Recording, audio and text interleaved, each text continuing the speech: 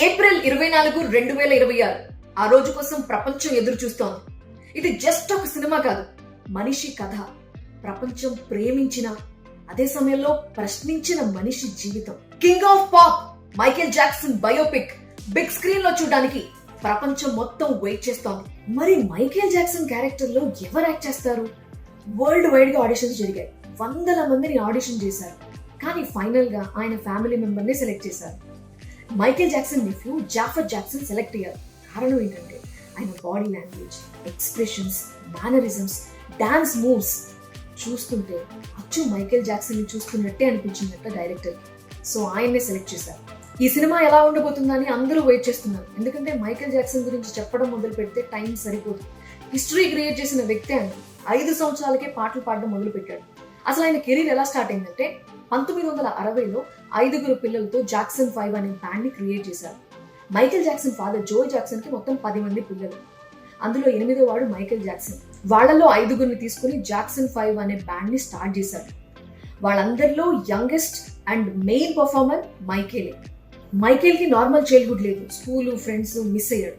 Strict practice ఉండేది. Discipline, pressure ఎక్కువగా ఉండేది. కానీ స్టేజ్ మీదకి వస్తే మాత్రం క్రౌడ్ ని మెస్మరైజ్ చేసేవాడు. 5 సంవత్సరాలకే పాడడం మొదలు పెట్టాడు. 13 ఏళ్ళు వచ్చేసరికి సోలో కెరీర్ స్టార్ట్ చేశాడు.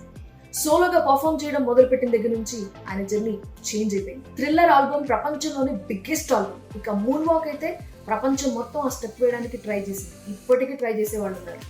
ఇక 20 సంవత్సరాలు వచ్చేసరికి గ్లోబల్ స్టార్ అయిపోయారు. కింగ్ ఆఫ్ పాప్ గా అవతరించారు మైకేల్. అయితే మైకేల్ జాక్సన్ కొన్ని సీరియస్ అలిగేషన్స్ ని కూడా ఫేస్ చేశారు. 1993 నుంచి చైల్డ్ అబ్యూస్, నెదర్లాండ్ ఐలాండ్ నుంచి. కానీ ఆయన చివరి వరకు డినై చేశారు. ఇక ఆయన స్కిన్ టోన్ మార్చుకున్నారని కూడా ఇబ్బంది పెట్టేవాడు. కానీ ఆయనకి హెల్త్ ఇష్యూ వల్ల అలా జరిగిందని ఎంత ఎక్స్ప్లెయిన్ చేసినా చాలా మంది నమ్మలేదు. ఇక ఆయన డెత్ మీద కూడా డౌట్స్ ఉన్నాయి. 2009లో సడన్ గా చనిపోయారు. కార్డియాక్ అరెస్ట్ అన్నారు, మెడికేషన్ ఓవర్ డోస్ అన్నారు. కానీ ఫ్యాన్స్ కి మాత్రం చాలా డౌట్స్ ఉన్నాయి. అండ్ రీసెంట్ గా ఎప్స్టీన్ ఫైల్స్ రిలీజ్ అయిన తర్వాత మైకేల్ జాక్సన్ పాట ఒకటి వైరల్ అయింది. ఆ ఐలాండ్ లో జరుగుతున్న పాపం మైకేల్ కి ముందుగానే తెలుసా? అందుకనే ఆ పాటలో లిరిక్స్ అలా ఉన్నాయా అంటూ చాలా మంది ఆడియన్స్ అండ్ ఫ్యాన్స్ లో చాలా డౌట్స్ అండ్ క్యూరియాసిటీ కనిపిస్తుంది. సో ఇలా చాలా విషయాలు ఉన్నాయి ఆయన చైల్డ్హుడ్ నుంచి. ఇవన్నీ ఇండెప్త్ గా చూపిస్తుందా ఈ సినిమా? తెలియాలంటే సినిమా వచ్చేంత వరకు వెయిట్ చేయాల్సిందే. ఇక మీకు మైకేల్ జాక్సన్ అనే పేరు చెప్పగానే ఏం గుర్తొస్తుంది? ఆయన పాటల్లో మీకు ఏది చాలా ఇష్టం? కామెంట్ చేయండి.